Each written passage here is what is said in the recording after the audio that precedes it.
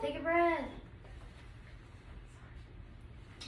Lucille Ball and then husband Desi Arnaz were desperate to save their marriage and turned to the medium of television, combining their careers as a husband and wife comedy team.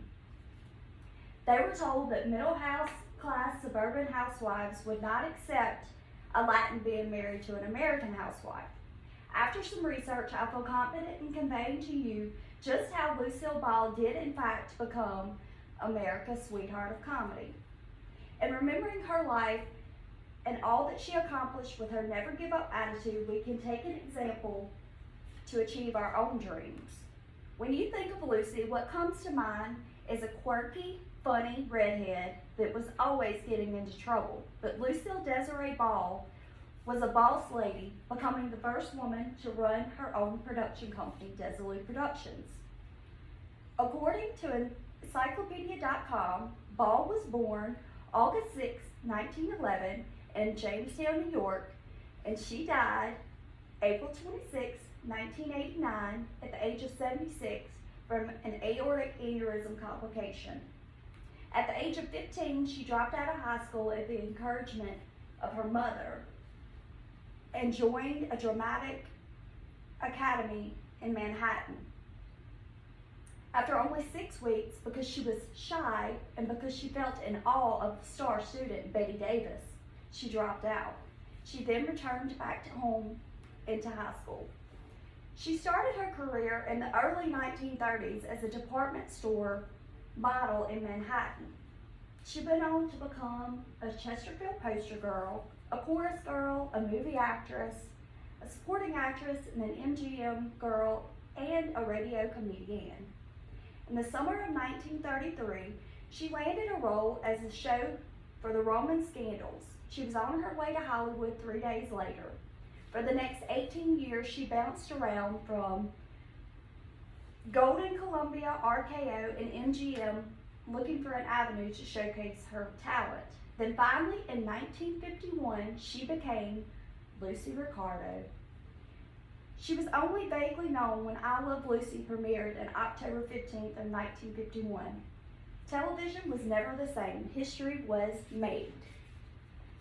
Lucy had married in 1940 to a Latin leader, Desi Arnaz. By 1951, they saw that their marriage was in trouble, and in an attempt to save their marriage, they combined their careers. They turned to television with an idea of a husband and wife comedy team. It was not received well because they thought that an American woman married to a Latin band leader would not be accepted. Not to be denied, the duo took a 29-minute review on tour with great success. It was then picked up by CBS and the Philip Morris Company. She became the queen of comedy, and I Love Lucy ran for 6 seasons. And Desi and Lucy went on to produce the Lucille Ball and Desi Arnaz show, but ended when they divorced in 1960. In 1962, she bought out Desi's share of Desilue Productions. This made her the first woman in the history of television to own her own production company.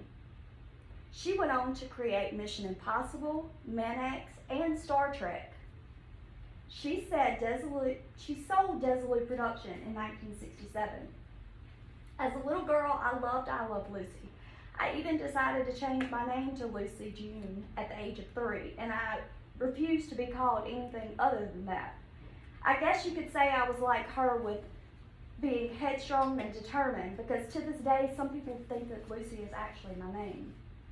Ball paved the way for women to become more than just housewives. She showed us that we can be a good wife, mom, and career woman.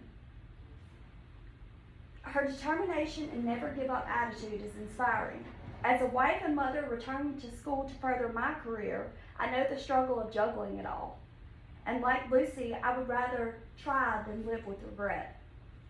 Ball came to television medium in its beginning and helped shape it. It is hard to not recognize the impact she had on shaping its course. She was a television sitcom pioneer, a cunning businesswoman, and successful actress. When you think of Lucy, what comes to mind is a quirky, funny redhead always getting into trouble. But Lucille Ball was a boss lady. Goodreads.com gives one of my favorite quotes from Ball. I'd rather regret the things I have done than the things I haven't. She showed us to never let fear stop us from trying.